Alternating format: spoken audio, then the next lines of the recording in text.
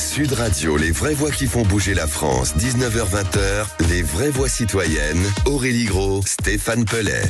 Les vraies voix citoyennes exceptionnelles ce soir avec Aurélie Gros et Stéphane Pellet, co-président du G500 citoyens, l'ONG citoyenne avec plus de 1600 associations qui font bouger la France. Bonsoir Aurélie, bonsoir Stéphane. Bonsoir Philippe. Alors, une émission exceptionnelle puisque on va partir dans quelques instants du côté de l'Olympia. Et on va pour parler de la nuit du bien commun, mais tout d'abord le sommaire. On estime à 1 500 000 le nombre d'associations actives en France. Elles représentent un budget de 113 milliards d'euros, ce qui représente environ 3,3 points de PIB. Si le droit d'association peut être aujourd'hui considéré comme une liberté publique fondamentale, son statut a beaucoup évolué avec le temps. Son modèle de financement également. Nous serons en direct de la nuit du bien commun avec Cécile de Ménibus. Avec qui ça ?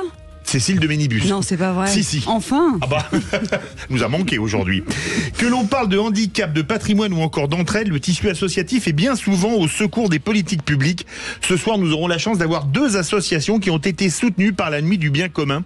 Retour d'expérience avec Delphine Piffard de Tomber du Nid et Brieuclair de Arcade Patrimoine. Et notre coup de cœur, les sapeurs-pompiers militaires ont enregistré en janvier 2022 62 décès, soit 64,52% de plus qu'en janvier 2021. Entre autres, ils ont enregistré dans le même mois 2892 interventions, soit une hausse de 14,5% comparativement au mois de janvier 2021. Comment aider ces familles en deuil ? Le mot du jour, c'est Aconcagua, le plus haut sommet de la Cordillère des Andes. Grégory Allione, président d'honneur de l'œuvre des pupilles, sera avec nous pour nous parler de son engagement et surtout de ses exploits. Les vraies voix Sud Radio. Mesdames et messieurs, bonsoir et bienvenue à la nuit du bien commun.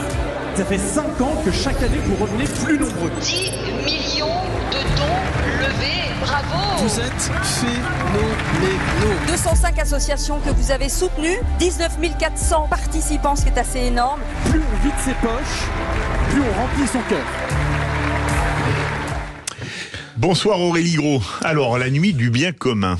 Eh oui, ce soir sur l'Olympia, c'est un groupe assez exceptionnel qui va être présenté devant nous, parce qu'en toutes lettres, il y aura écrit en lettres rouges lumineuses, parce que tout le monde voit toujours sur le fronton de l'Olympia. Bah oui, c'est assez mythique.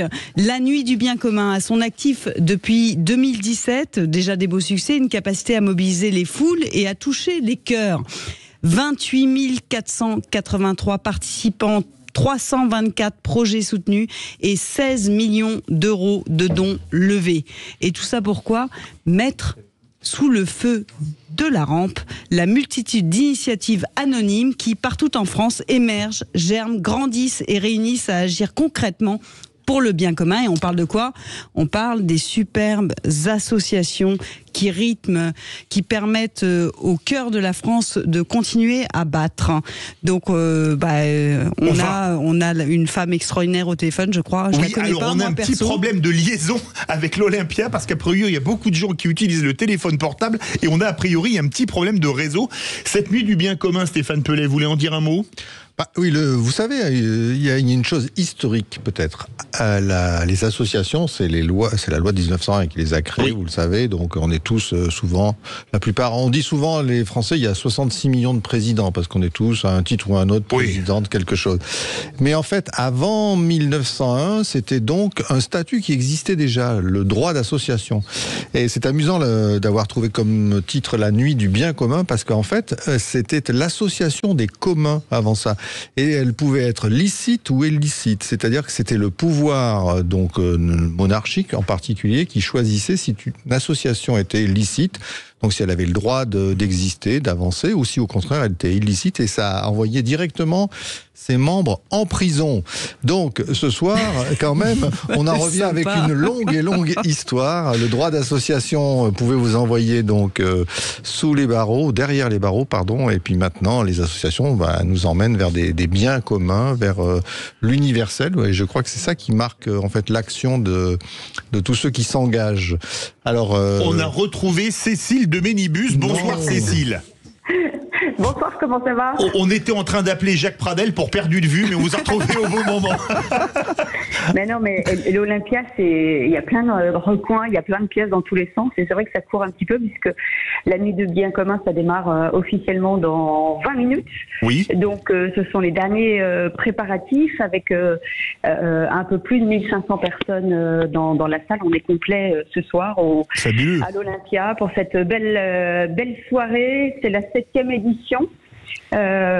Aujourd'hui, en tout cas à Paris, et avec 14 associations qui vont devoir pitcher pendant 3 minutes face à un public extrêmement bienveillant de donateurs. Et alors, peut-être nous dire le nom des associations, Cécile? Peut-être qu'on en connaît certaines. Absolument, absolument. Vous avez les associations... que je n'ai pas les papiers sous les yeux, donc je vais vous dire à bras ouverts. Il y a à bras ouverts.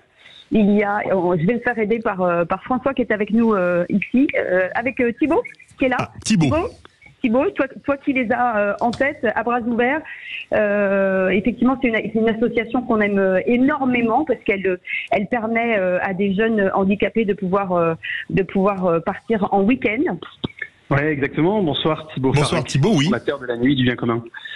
À bras ouverts, Cécile l'a dit, mais on va avoir cette année avec un axe tout particulier puisqu'on met à l'honneur nos soldats et nos héros. Donc on va avoir la Légion étrangère, le fonds d'entraide de la Légion étrangère qui sera sur scène. On va avoir également le Bleuet, association historique centenaire. Le Bleuet de France. Qui a à cœur de s'occuper des blessés de guerre, mais aussi des victimes du terrorisme. Et je crois que, en termes d'actualité, je pense qu'il était important qu'on aborde tous ces sujets.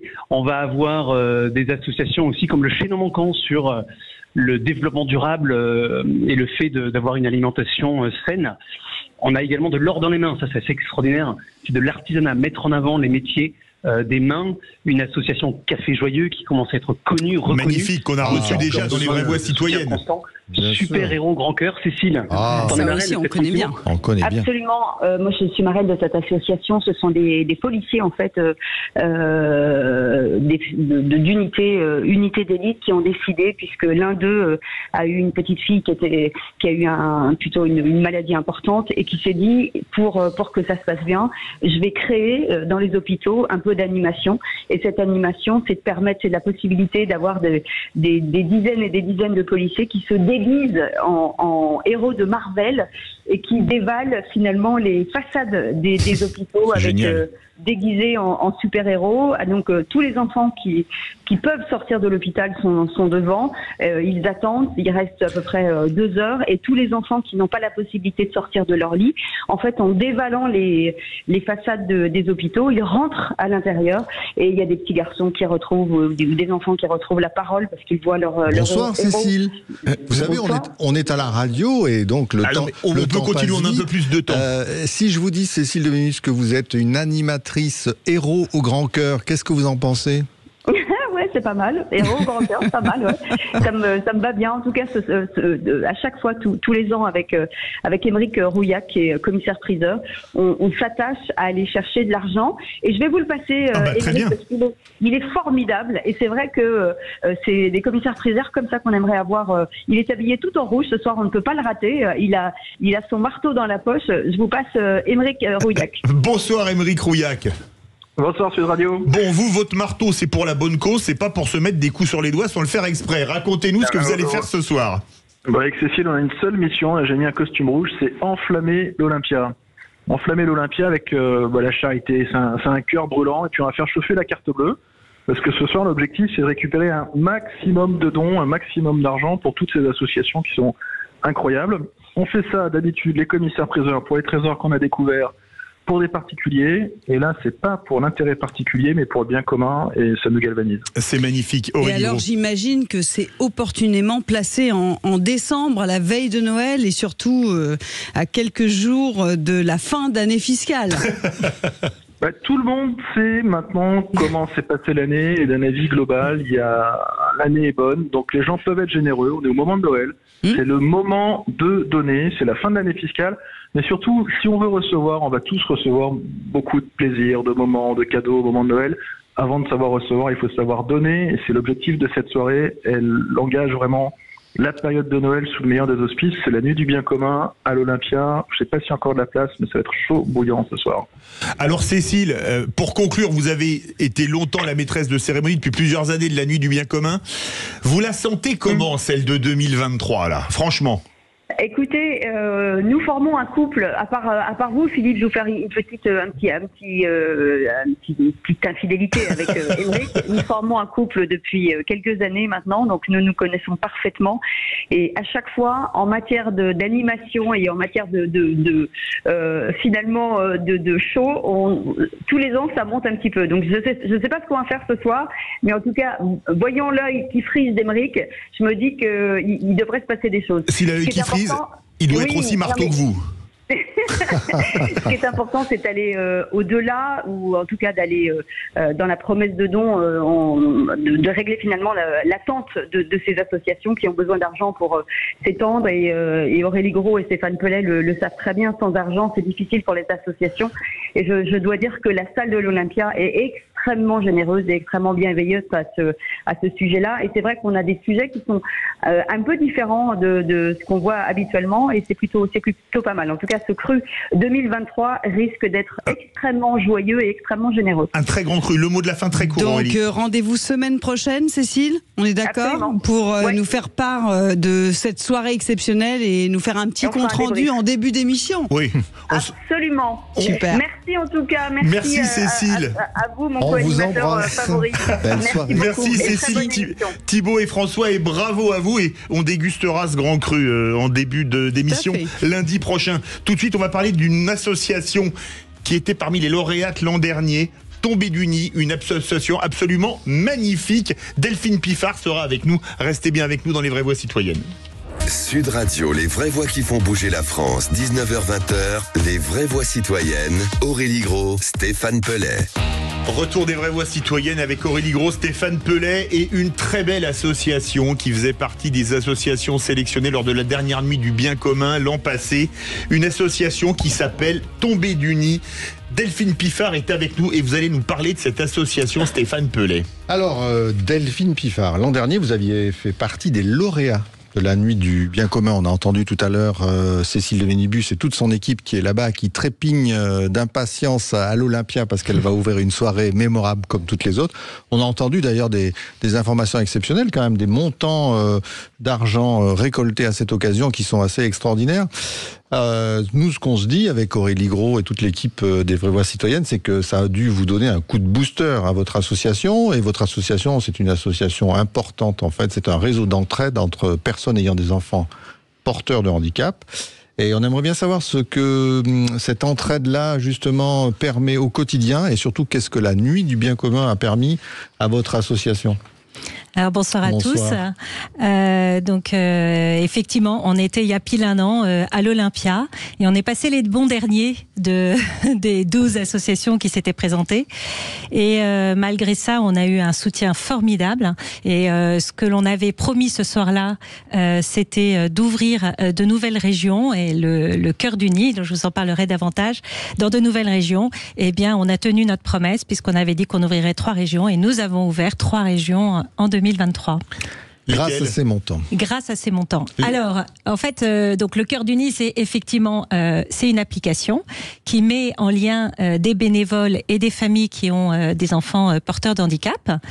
Et pour leur rendre tout un tas de services, des choses de l'aide dans le quotidien ou de l'aide dans les dossiers administratifs ou même tout simplement un temps d'écoute et de partage entre parents qui ont des enfants porteurs de handicap et pour sortir un petit peu tout ce petit monde de la solitude parce que c'est vraiment ce que vivent ces parents. Et justement, votre organisation déjà territoriale, c'est intéressant. Comment ça fonctionne ? Vous arrivez à couvrir combien de régions ? On a donc lancé l'Île-de-France. Donc on est arrivé à la nuit du bien commun ayant lancé qu'une seule région, qui était l'Île-de-France. Et nous avons ouvert l'Auvergne-Rhône-Alpes au mois de mars, les Pays de la Loire au mois de mai et le tout nouveau, les Hauts-de-France au mois de septembre. Magnifique. Voilà. Alors l'association, elle est née, moi j'ai lu ça, la jeunesse du projet, c'est Clotilde et Nicolas Noël, parents de 6 enfants qui ont adopté 3 enfants porteurs de handicap. Marie Garance et Frédéric Moïse, avec des pathologies très lourdes dans certains cas. Exactement. C'est une histoire, c'est un conte de fées qui met la larme à l'œil. Oui, c'est vrai. Et c'est pas une histoire isolée. Mais effectivement, Clotilde et Nicolas Noël ont eu 6 enfants biologiques et ont adopté donc Marie, petite fille trisomique.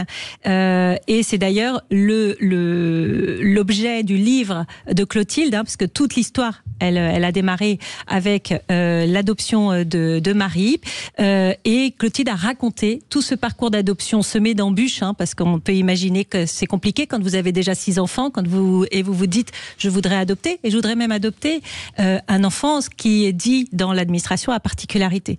Donc effectivement, on est vu un peu comme des gens un peu des extraterrestres, et c'est ce qui s'est passé pour Clotilde et Nicolas. Et donc en fait, c'est vrai qu'à travers ce livre et cette histoire, ça a mis la lumière sur ces enfants que parfois dont on ignore l'existence. Alors comment ça fonctionne justement dans une région? On va sortir un petit peu de l'Île-de-France pour une fois. Donc ça fonctionne comment? Ce sont les parents qui déposent une demande, ou ce sont dans l'autre sens des gens entre guillemets généreux qui aimeraient passer du temps?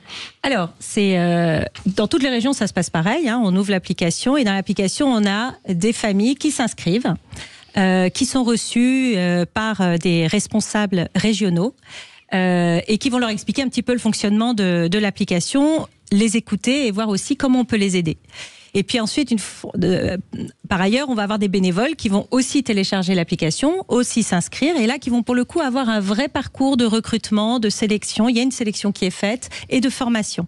Et ensuite, les familles font directement dans l'application leur demande d'aide. Donc un coup, ça va être pour un conseil, un coup, ça va être pour leur dossier administratif, un coup, ça va être pour un temps de répit avec leur enfant.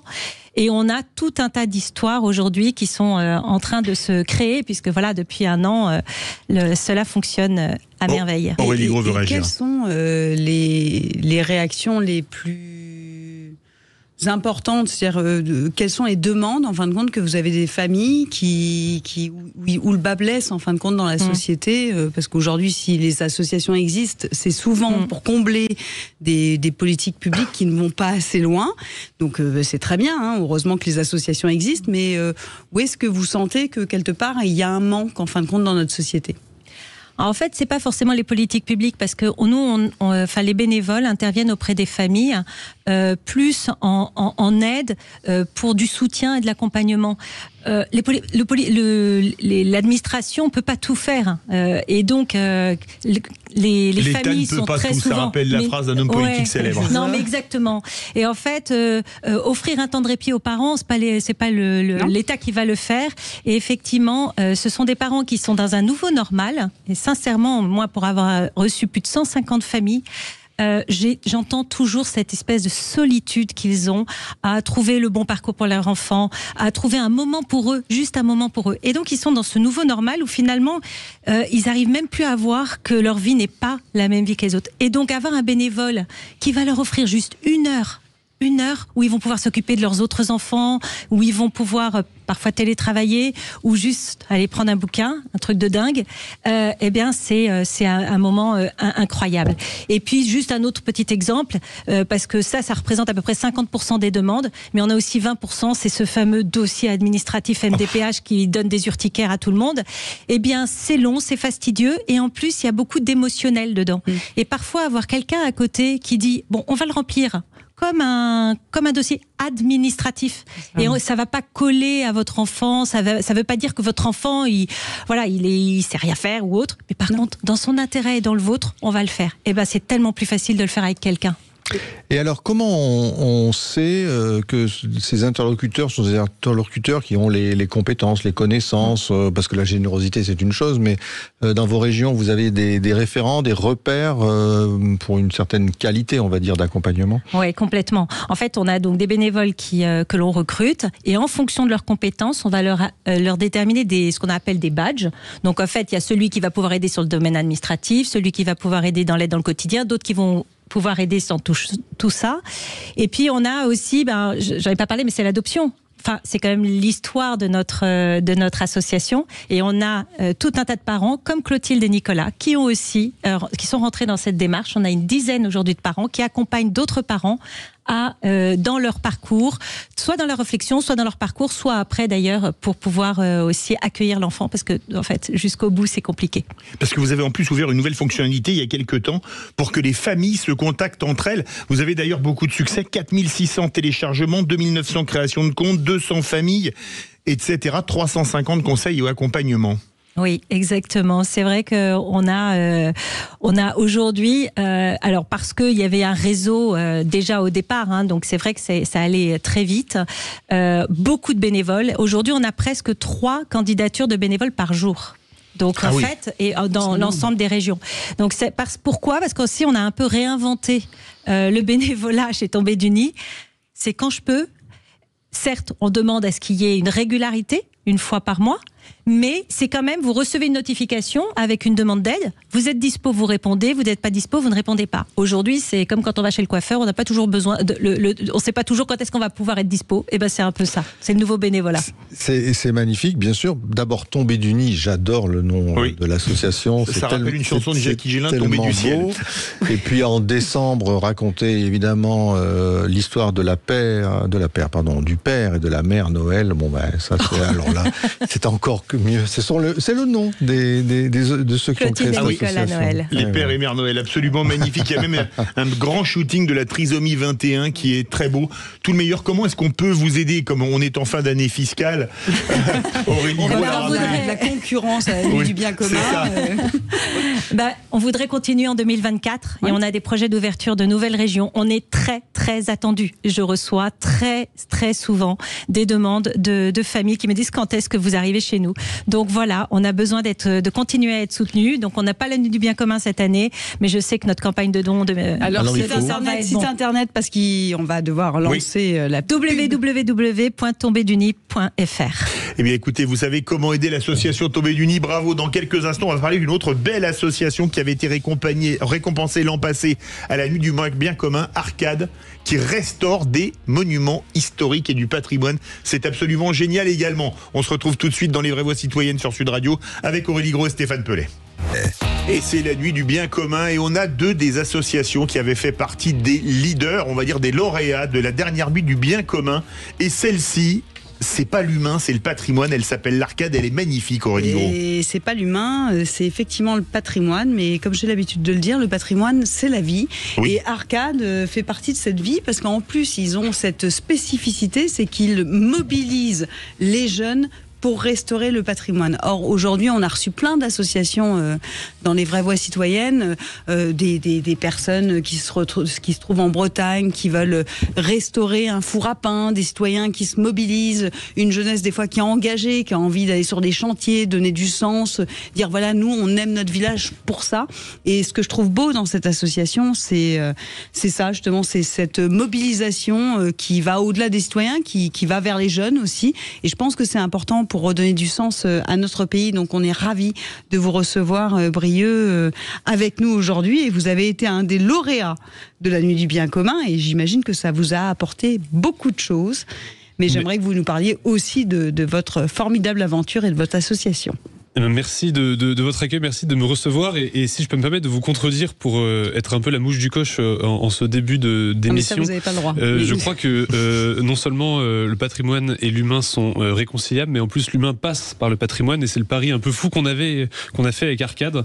En 4 ans, Arcade, c'est 1000 jeunes dans toute la France qui ont consacré du temps, plusieurs semaines, un ou plusieurs week-ends pour aller restaurer le patrimoine rural le plus délaissé dans nos coins de France que nous aimons ou que nous ne connaissons pas. En fait, c'est souvent, dans la plupart des cas, ce qui se passe. Aller aider à restaurer ce patrimoine et à travers ce temps donné et cette disponibilité donnée, aller toucher le cœur des gens, apprendre à connaître les Français, à apprendre des générations qui nous ont précédés dans ces coins de France que nous découvrons à l'âge où nous n'avons pas encore beaucoup d'expérience. Donc ce sont nos 2 piliers, la restauration du patrimoine le plus délaissé, nos églises, nos chapelles, nos lavoirs, nos moulins, nos forts, nos châteaux, et puis la restauration du lien social dans les villages.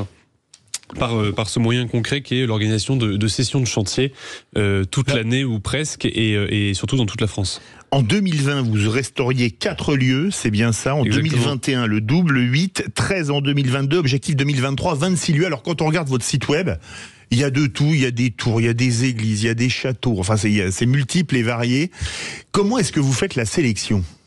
Alors, en 4 ans maintenant, parce qu'il y a tellement de chefs-d'œuvre en péril en France que c'est compliqué, c'est cornélien. Et on voudrait pouvoir aller aider partout, mais on est évidemment obligé de choisir. Donc on choisit en priorité donc des lieux de patrimoine rural, délaissés, en mauvais état, ça c'est facile à comprendre, et puis ça concerne tellement de lieux que voilà.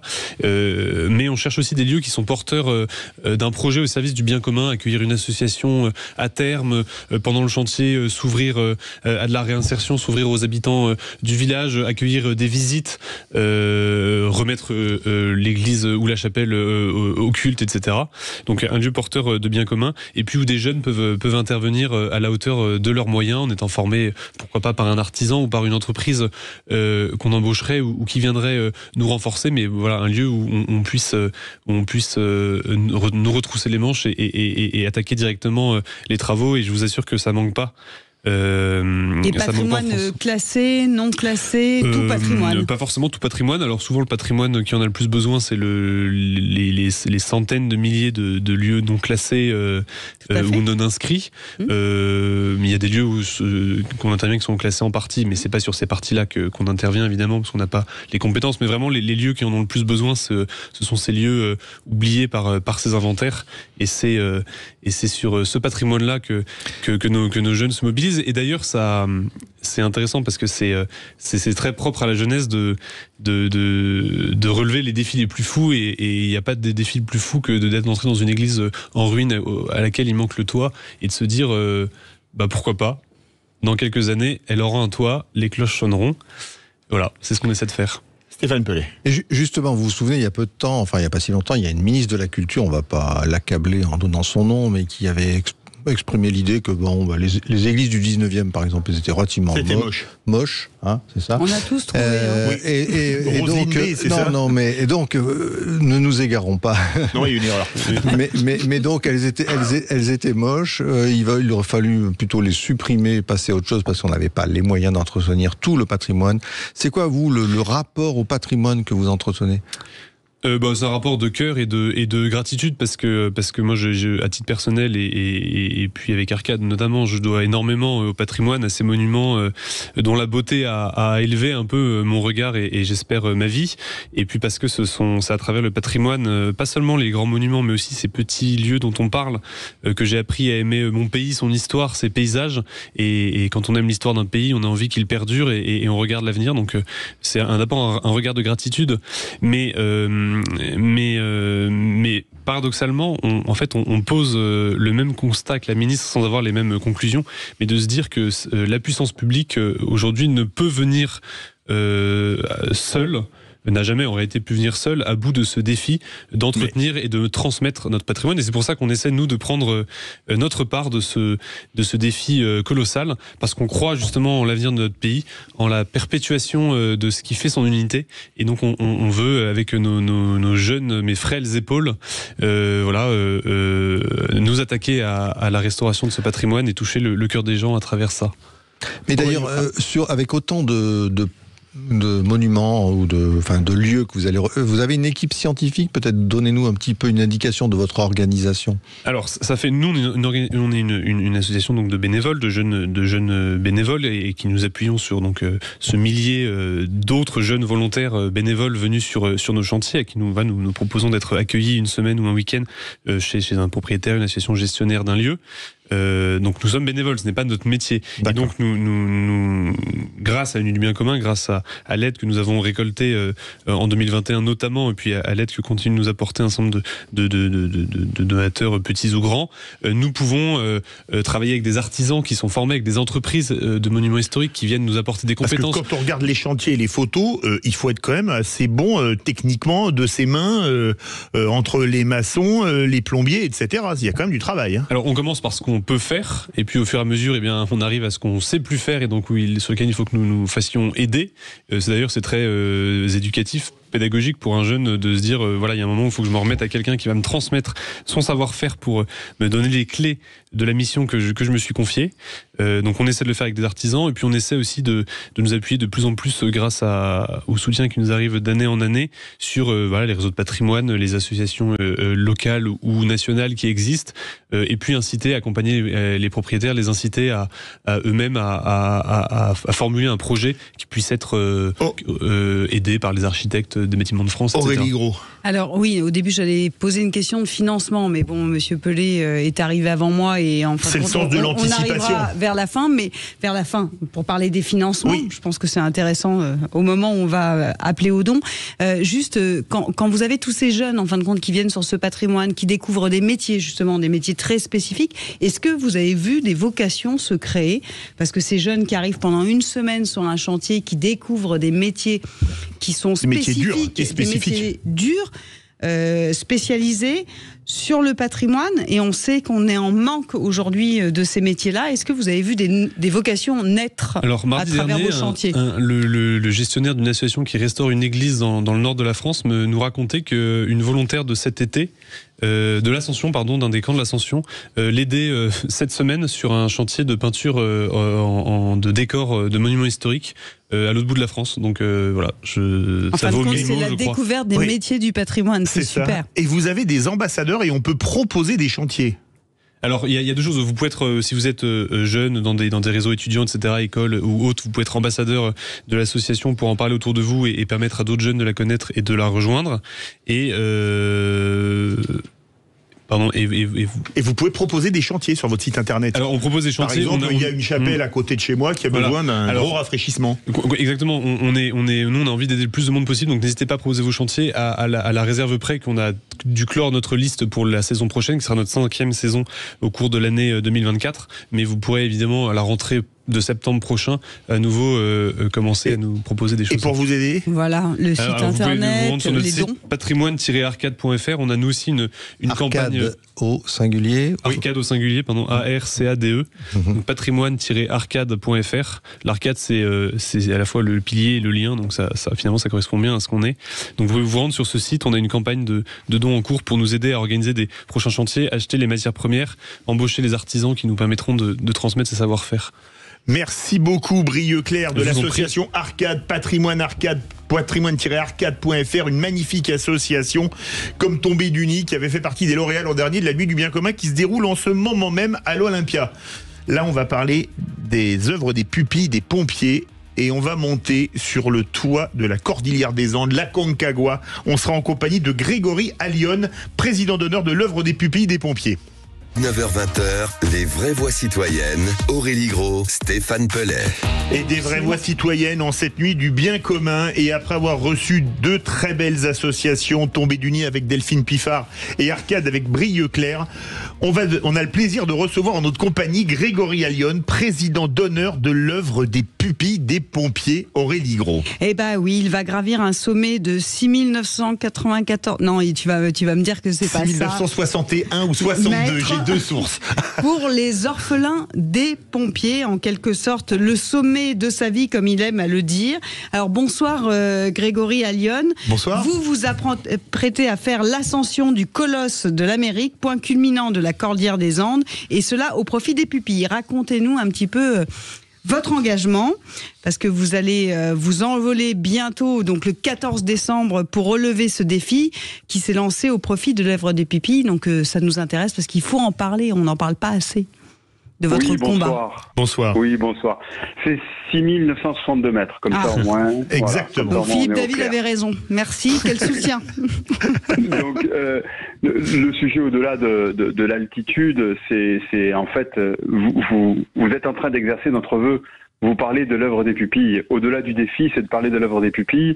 En cette période de Noël, c'était d'attirer le regard sur une œuvre qui, au quotidien, accompagne 1588 enfants de parents décédés en service ou hors service, de maman ou papa partis trop tôt, qui étaient sapeurs-pompiers professionnels, militaires, volontaires ou pilotes de la sécurité civile ou militaires des formations de la sécurité civile. Donc c'est mettre ce focus, ce regard sur cette œuvre qui pour la plupart des bénévoles, comme je l'ai été en tant que président, portent attention. Et ODP, vous savez, ça veut dire oser, donner, partager. Oser, c'est peut-être mon défi. Donner, c'est ce que l'on fait tous. Et partager, c'est faire en sorte que vous puissiez vous aussi partager et donner à notre œuvre. Alors, Grégory à Lyon, le but, c'est de récupérer des fonds, comme toujours dans les associations, pour accompagner les pupilles dans différentes étapes de leur vie. Je ne sais pas, passer le permis de conduire, faire des études, soutien psychologique, installation professionnelle. Mais comment récupère-t-on des sous sur la Concagua? Parce que le moins qu'on puisse dire, c'est que c'est pas particulièrement peuplé à plus de 6000 mètres d'altitude. Alors, il y a deux aspects. Le premier aspect, c'est il y a des partenaires, il y a des personnes qui sont en train de nous écouter, qui vont faire la démarche d'aller sur le site des pompiers.fr, sur le site de l'ODP pour donner. À titre personnel, c'est un engagement qui me fera donner quelque chose encore une fois.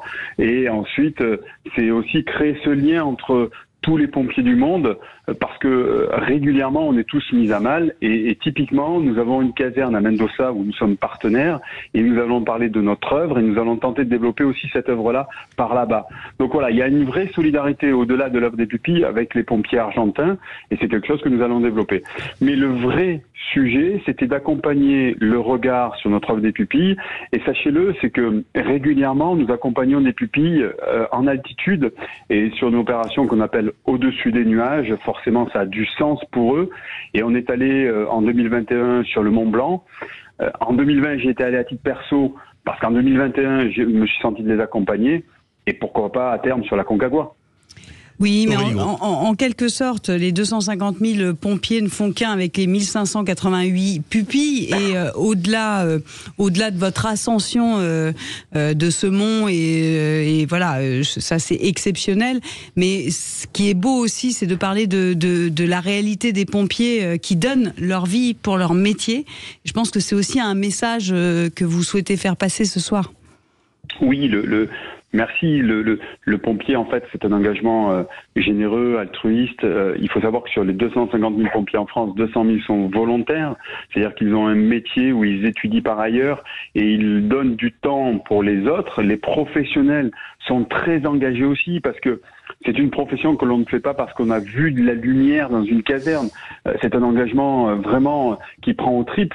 Et je dis toujours, même si de pompe volontaire, je suis passé à professionnel, mon engagement a toujours été le même et on partage cela.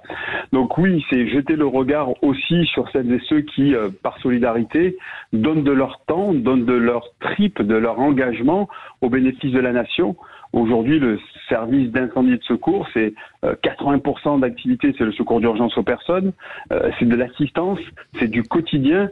Depuis que l'on parle, toutes les 7 secondes, il y a une mission en France exécutée, œuvrée par les sapeurs-pompiers de France. Stéphane Pellet. Oui, vous êtes, j'espère ne pas me tromper, toujours directeur de l'école nationale par ailleurs. Vous ne vous trompez pas, ça fait 1 an que je dirige cette institution, c'est l'École nationale supérieure des officiers de sapeurs-pompiers, et j'ai commandé les sapeurs-pompiers des Bouches-du-Rhône précédemment. Donc c'est une très très belle responsabilité aussi, susciter les vocations, les accompagner, la formation. Qu'est-ce qu'on peut dire aussi de tout ce défi-là quand même? Parce que bien entendu, on fait tout pour que n'arrive pas à malheur, et donc c'est aussi une question de formation. Oui, il y a un message aussi à l'intention des officiers, des sapeurs-pompiers tout court dans ce défi, parce que en montagne, il y a une préparation, il y a une préparation physique, il y a une préparation mentale, il y a l'acceptation de l'environnement dans lequel on va être, et donc forcément il y a des messages pédagogiques à l'intention des futurs officiers. Et puis vous savez, sur le carré de cérémonie à Aix-en-Provence de notre école nationale, il y a une main en marbre de plusieurs tonnes, et à l'endroit de cette main, il est indiqué « protège-toi de toi-même ». Donc c'est aussi le message de dire à un sapeur-pompier « attention, à un moment donné, écoute-toi toi aussi, protège-toi parce que ta sécurité est très importante pour accomplir la mission sereinement et surtout accomplir les autres missions qu'on te demandera ».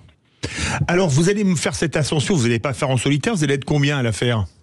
On va être une dizaine avec donc des médecins sapeurs-pompiers, guides sapeurs-pompiers de France, de haute montagne, et surtout aussi des collègues guides sapeurs-pompiers, secouristes en montagne de Mendoza, argentin. On pourra suivre ça sur Internet, par exemple ?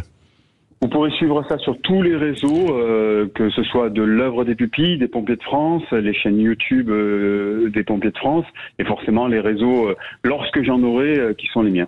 On imagine que les 1588 pupilles vont suivre ça tout particulièrement, parce que vous allez en plus les faire rêver. Alors, c'est assez chaleureux ce qui se produit parce qu'un certain nombre de pupilles, on se connaît tous. Et pour avoir été présidente de l'œuvre des pupilles, on se connaît, ils me portent des messages, des SMS, des WhatsApp. Et quelque part, vous savez, j'ai pas beaucoup de courage par rapport à ce qu'ils vivent au quotidien. Et finalement, c'est eux qui me donnent tout leur courage qu'ils ont en me soutenant et en me portant. Finalement, j'ai l'impression d'avoir 1588 fois 2 bras qui me supportent. C'est magnifique. Et comment vous aider, très court? Comment m'aider? Eh ben, tout simplement en donnant à l'œuvre des pupilles, faire en sorte que l'on ait toujours plus de moyens pour accompagner nos jeunes, que ce soit à la scolarité, le permis de conduire ou dans leur vie professionnelle. Le site web? odp.fr ou pompier.fr. Eh bien écoutez, merci beaucoup. Et on le recevra quand vous revenez. J'espère qu'on aura l'occasion de vous recevoir sur le plateau de Sud Radio. Avec grand plaisir. Voilà, ce sera un grand plaisir en tout cas. Ce sera un vrai plaisir de vous raconter tout ça et de vous raconter l'aventure. Merci beaucoup Grégory Allione. Vous êtes président d'honneur de l'œuvre des pupilles des pompiers. Merci à vous, merci Aurélie Gros, merci Stéphane Pellet. On se retrouve lundi prochain avec Cécile de Minibus pour faire le point de la nuit du bien commun. Merci Grégory Allione, Brieux, Claire, Delphine Piffard. Nous, tout de suite, vous retrouvez Sud Radio à votre service et ensuite les essentiels de Sud Radio.